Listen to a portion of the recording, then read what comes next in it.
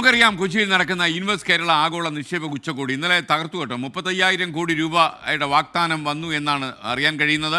എന്തായാലും ഈ ഉച്ചകോടി നല്ല രീതിയിൽ സംഘടിപ്പിച്ചിട്ടുണ്ട്. വ്യവസായ വകുപ്പിനും അതുപോലെ പ്രധാനമായിട്ടും മന്ത്രി പി രാജീവിനും ഒക്കെ അഭിമാനിക്കാവുന്ന കാര്യമാണ്. 26 രാജ്യങ്ങളിൽ നിന്നൊക്കെയുള്ള വരുന്ന പ്രതിനിധികളൊക്കെ ഉള്ളപ്പോൾ അവരുടെ സുരക്ഷ, അവരുടെ ജീവിതം, അവരുടെ താമസം, അവരുടെ മൂവ്മെൻറ്റ് എല്ലാം, അവരുടെ താല്പര്യങ്ങളൊക്കെ നമ്മൾ സംരക്ഷിക്കണം. കാരണം നമ്മൾ ആതിഥേയരാണ്. അതിഥികളെ സ്വീകരിക്കുമ്പോൾ നമുക്ക് ഒരുപാട് പ്രിക്കോഷൻസ് നമ്മൾ എടുക്കണം. അപ്പോൾ കേരളം എന്ന് പറയുന്ന ഈ പച്ചപ്പിൻ്റെ മണ്ണിലേക്ക് കാലെടുത്ത് വെച്ചപ്പോൾ വിദേശ പ്രതിനിധികളൊക്കെ അത്ഭുതപ്പെട്ടു പോയി എന്നൊക്കെ പറയുന്നുണ്ട്. എന്തായാലും ഇന്ന് അതിൻ്റെ സമാപനമാണ്. 2 ദിവസങ്ങളാണ് ഈ പരിപാടി. സമാപന സമ്മേളനം മുഖ്യമന്ത്രി ഇന്ന് ഉദ്ഘാടനം ചെയ്യും. Lulu grand ഹയത്ത് Lulu international convention സെൻറ്ററിൽ കൊച്ചിയിലാണ്, ബോൾഗാട്ടിയിലാണ് ഈ സംഭവം നടക്കുന്നത്. ലീഗ് നേതാവ് മുൻ വ്യവസായ മന്ത്രിയുമായ പി കെ കുഞ്ഞാലിക്കുട്ടി ഇന്ന് ചടങ്ങിൽ പങ്കെടുക്കുന്നുണ്ട്. പ്രതിപക്ഷം ഇതിനോട് സഹകരിക്കുന്നു. ഇന്നലെ വി ഡി സതീശൻ പരിപാടിയിൽ പങ്കെടുത്തു. കൃത്യമായി പറഞ്ഞാൽ 33,000 കോടി രൂപയുടെ നിക്ഷേപങ്ങൾ വന്നുവെന്നാണ് നമുക്ക് ലഭിക്കുന്ന വിവരം. എന്തായാലും കൊച്ചിയിലെ ലുലു കൺവെൻഷൻ സെൻറ്ററിൽ എസ് ശ്രീകാന്തും കൃഷ്ണ ചെറിയാനും ഉണ്ട്. നമുക്ക് ശ്രീകാന്തിലേക്ക് പോകാം. Srikanth, good morning. കൃഷ്ണ ആൾ മാറി, കുപ്പായം മാറി അവിടെ വന്നോ? എക്കണോമിസ്റ്റായിട്ട് മാറിയോ? പറയൂ ശ്രീകാന്ത്.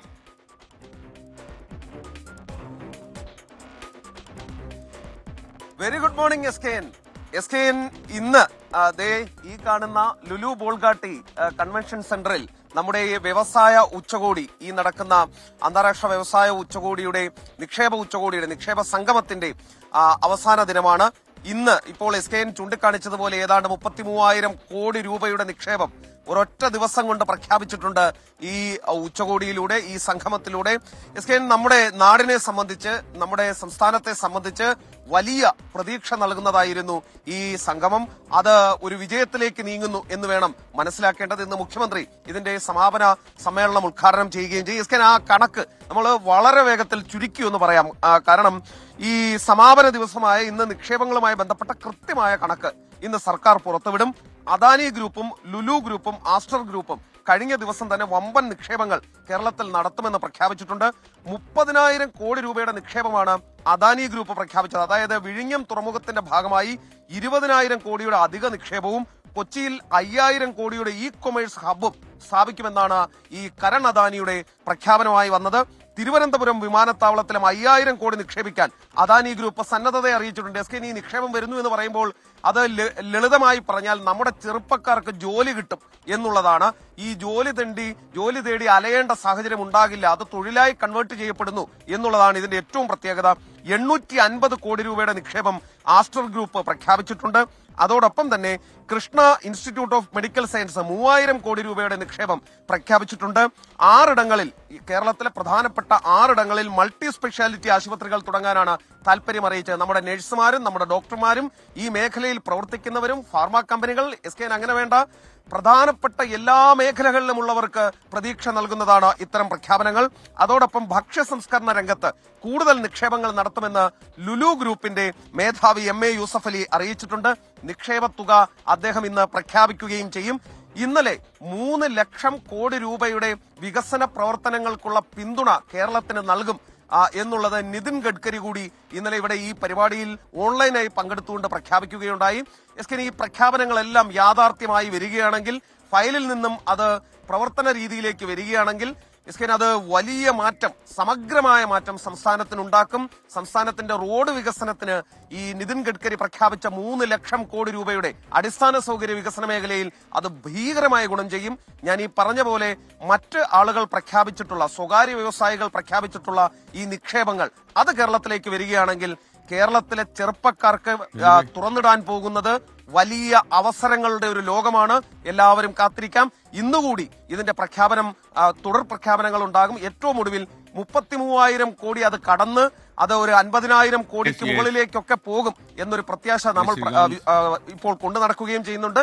കാത്തിരുന്ന് കാണാം എസ് കെ എന്താണ് തുടർന്ന് സംഭവിക്കാൻ പോകുന്നത്. ഓക്കെ ശ്രീകാന്ത്, എന്നെ അലോസരപ്പെടുത്തുന്ന ഒരു കാര്യമുണ്ട്. കേരളത്തിൽ ഈ ആശുപത്രി ശൃംഖലകൾ വലിയ രീതിയിൽ സംഘടിപ്പിക്കാൻ വേണ്ടി വലിയ നിക്ഷേപങ്ങളുമായിട്ട് ആളുകൾ വരുന്നു എന്ന് പറയുമ്പോൾ എൻ്റെ ഉള്ളിലിരുന്ന് ആരോ പറയുന്നു, കേരളത്തിൽ നല്ല ആശുപത്രി ഗവേഷണ കേന്ദ്രങ്ങൾ ഉണ്ടാകുന്നതും വൈദഗ്ധ്യമുള്ള വിദേശ ഡോക്ടേഴ്സിൻ്റെ സഹായം തേടുന്നതൊക്കെ കൊള്ളാം. എന്നാൽ ഇന്ന് കേരളത്തിൽ ഇപ്പോൾ നടക്കുന്നത് ബഹിരാഷ്ട്ര കുത്തകൾ മിക്ക ആശുപത്രികളും ടേക്ക് ഓവർ ചെയ്യുകയാണ്.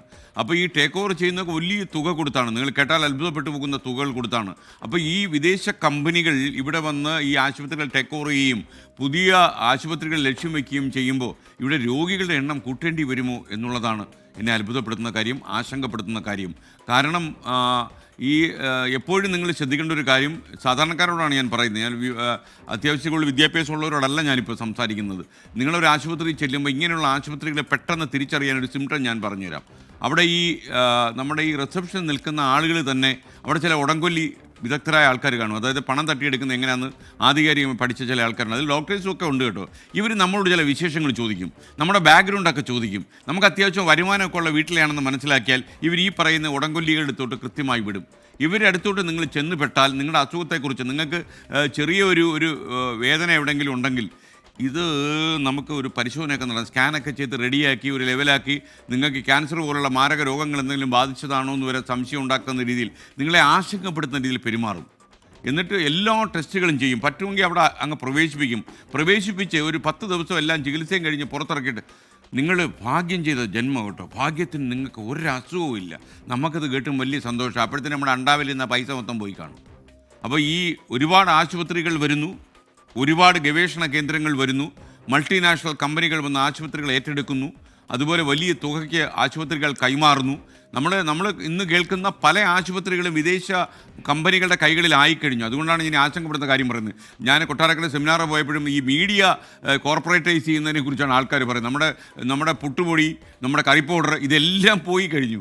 അപ്പോൾ അപ്പോഴാണ് നമ്മൾ ഉപ്പ് വാങ്ങാനുള്ള കറിയായാലും ഇപ്പോൾ വിദേശത്ത് കമ്പനികൾ വന്ന് ഏറ്റെടുക്കുമെന്നുള്ളൊരു അവസ്ഥയുണ്ട്. അപ്പോൾ ഇങ്ങനെയുള്ളൊരു സാഹചര്യം നിലനിൽക്കുമ്പോൾ ഈ ആരോഗ്യരംഗത്ത് ഉണ്ടാകുന്ന മാറ്റങ്ങളെ നമ്മൾ വളരെ കരുതലോടെ കാണേണ്ടിയിരിക്കുന്നു. ഇല്ലെങ്കിൽ മരുന്ന് കഴിച്ച് നമ്മളൊരു പരുവാകും. ഇനി കൃഷ്ണ ചെറിയാൻ കൂടി ചേരുന്നു. Krishna, good morning. പറയൂ കൃഷ്ണ. ഞാനൊരു ഇൻഫർമേഷനും ആശങ്കയും പങ്കുവെച്ചതാ. കൃഷ്ണ പറയൂ. വെരി മനസ്സിലായി. Very good morning SKN. ആശങ്ക കൃത്യം തന്നെയാണ്. കാരണം പണ്ടെപ്പോഴോ ആരോ പറഞ്ഞു കേട്ടിട്ടുണ്ട്, വെന്റിലേറ്ററിൽ മരിച്ചു കിടന്ന ഒരു രോഗിയുടെ മകനെ കൊണ്ട് ആ രോഗിക്കെന്ന് പറഞ്ഞ് ബണ്ണ് വാങ്ങിപ്പിച്ച കഥ, ഒരു സംഭവം ഒരു ആശുപത്രിയിൽ നടന്നു. അപ്പോൾ SKN പറയുന്നതുമായി കൂട്ടി വായിക്കുമ്പോൾ അത് ഭീകരമായ ഒരു അവസ്ഥ തന്നെയാണ്. പക്ഷേ നമ്മളിവിടെ നിൽക്കുന്നത് വളരെ പോസിറ്റീവായിട്ടുള്ള ഒരു അന്തരീക്ഷത്തിലാണ്. ഞാൻ ഈ ഒരു കോൺക്ലേവിനെ ചേർത്ത് വെക്കുന്നത് നമ്മുടെ 24 ഒരു മാസം മുൻപ് നടത്തിയ കോൺക്ലേവുമായിട്ടാണ്. അന്ന് കേന്ദ്രമന്ത്രി നിതിൻ ഗഡ്കരി പറഞ്ഞ ഒരു കാര്യമാണ്, വികസനത്തെ ഒരു കാരണവശാലും നമ്മൾ രാഷ്ട്രീയവൽക്കരിക്കാൻ പാടില്ല. ഇന്നലെ ഈ വേദിയിൽ നമ്മൾ കണ്ടത് അതിന്റെ ഒരു തുറന്ന പ്രഖ്യാപനമായിരുന്നു. ഭരണ പ്രതിപക്ഷ ഭേദമന്യേ കേന്ദ്രമന്ത്രിസഭ അല്ലെങ്കിൽ കേന്ദ്രമന്ത്രിസഭാംഗങ്ങൾ എന്ന ഭേദമന്യേ ഒരു സംസ്ഥാനത്തിന്റെ ഉന്നമനത്തിന് വേണ്ടി, വികസനത്തിന് വേണ്ടി ഒന്നിച്ച് കൈകോർക്കുന്ന ഒരു കാഴ്ച. തീർച്ചയായും അത് പുതിയ കേരളത്തിന്റെ ഒരു പ്രതീകമായി തന്നെയാണ് നമ്മൾ കാണുന്നത്. ഇന്നലെ ശ്രീകാന്ത് പറഞ്ഞ കണക്കുകൾ വെച്ച് ഒരുപാട് വികസനം നടന്നിട്ടുണ്ട്. നമ്മൾ ലോകത്തിന് മുന്നിൽ കേരളത്തെ കാണിച്ചു കൊടുക്കുകയാണ്. ഇത് ദാവോസിൽ നമ്മൾ നടത്തിയ ഒരു ഹോംവർക്കിന്റെ ബാക്കിയാണ് ഇപ്പോൾ ഇൻവെസ്റ്റ് കേരള ഗ്ലോബൽ സമ്മിറ്റ് എന്ന രീതിയിൽ കേരളത്തിൽ നടക്കുന്നത്. അപ്പോൾ കൊച്ചിയിലേക്ക് 26 രാജ്യങ്ങളിലേറെ പ്രതിനിധികൾ വരുന്നു. ഇന്ന് തൈവാൻ അംബാസിഡർ അടക്കം വരുന്നുണ്ട്. ടൂറിസം, മെഡിക്കൽ മേഖല അടക്കമുള്ള കാര്യങ്ങളിൽ വിദേശ നിക്ഷേപം വരുന്നു എന്ന് പറയുന്നത് നമുക്ക് സന്തോഷമുള്ള കാര്യമാണെങ്കിൽ പോലും SKN പറഞ്ഞതുപോലെയുള്ള ചില പ്രായോഗിക പ്രശ്നങ്ങളുണ്ട്. പക്ഷേ ആ പ്രായോഗിക പ്രശ്നങ്ങൾ മാറ്റിവെച്ചു കഴിഞ്ഞാൽ സുസ്ഥിരമായ നിക്ഷേപത്തിനും സുസ്ഥിരമായ വികസനത്തിനും വ്യാവസായിക ആവാസ വ്യവസ്ഥയ്ക്കും പറ്റിയ ഒരു നാടാണ് കേരളം. കേരളത്തിന് പണ്ട് തൊട്ടുള്ള ഒരു പഴിയാണ്. KSIDC MD രാവിലെ നമ്മോടൊപ്പം മോർണിംഗ് വാക്കിൽ ചേർന്നിരുന്നു. അപ്പോൾ കേരളത്തെക്കുറിച്ചുള്ള ഒരു പെർസെപ്ഷൻ എന്ന് പറഞ്ഞു കഴിഞ്ഞാൽ കേരളം വ്യവസായ സൗഹൃദമല്ല, ഇവിടെ വ്യവസായങ്ങൾക്ക് വളക്കൂറുള്ള മണ്ണല്ല എന്ന ഒരു ധാരണ. ആ ധാരണ നമ്മൾ മാറ്റിക്കുറിക്കുകയാണ്. ദാവോസിലെ വേൾഡ് ഇക്കണോമിക് ഫോറത്തിന്റെ 1ാം പേജ് എടുത്ത് നോക്കിയാൽ അവർ പ്രഖ്യാപിച്ചിരിക്കുന്ന 13 ക്ലസ്റ്ററുകളിൽ ആദ്യത്തെ പ്രോജക്റ്റ് എന്ന് പറയുന്നത് കേരളത്തിലെ ഹൈഡ്രജൻ വാലി പ്രോജക്റ്റ് ആണ്. അപ്പോൾ അതിൻ്റെയൊക്കെ ഒരു തുടർച്ചയാണ് ഇന്ന് ഇവിടെയും കാണാൻ പോകുന്നത്. ഇന്ന് എന്തൊക്കെ കാര്യങ്ങൾ സംഭവിക്കുക, എന്തൊക്കെ പ്രഖ്യാപനങ്ങൾ ഉണ്ടാകും.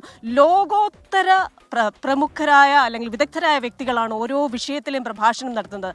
28ഓളം സെഷനുകൾ നടക്കാനിരിക്കുന്നുണ്ട്. ഓരോ വിദഗ്ധരും ഓരോ മേഖലയിലെ ഓപ്പർച്യൂണിറ്റീസ് തുറന്നിടുന്നുണ്ട്. ഇപ്പോൾ ഇവിടെയൊക്കെ ഈ ഒരു ഹോർഡിങ്സിലൊക്കെ നമുക്ക് കാണാൻ സാധിക്കും അൺബോക്സിംഗ് കേരള. കേരളത്തിലെ ഈ ഒരു വ്യവസായ സാധ്യതയെക്കുറിച്ച്, വ്യവസായം നടത്താൻ എത്രത്തോളം ഈസിയാണ് കേരളത്തിൽ.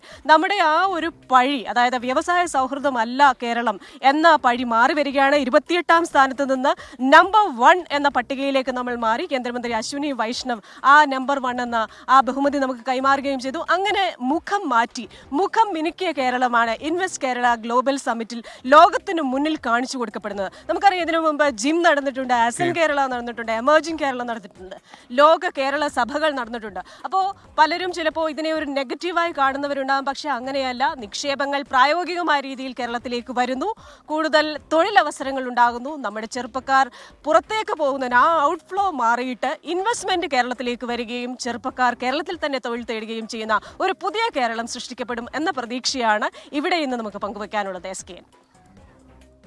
കൃഷ്ണ, എന്തായാലും കൃഷ്ണ പറഞ്ഞതുപോലെ ഇൻവെസ്റ്റ്മെന്റ് നമുക്ക് വേണം, നമ്മുടെ നാട് മെച്ചപ്പെടണം, തൊഴിലവസരങ്ങൾ ഉണ്ടാകണം, നമ്മുടെ ചെറുപ്പക്കാരെയും ചെറുപ്പക്കാരികളെയും നമുക്കിവിടെ പിടിച്ചു നിർത്താൻ കഴിയണം, ഭാവി കേരളം ഭദ്രമാകണം.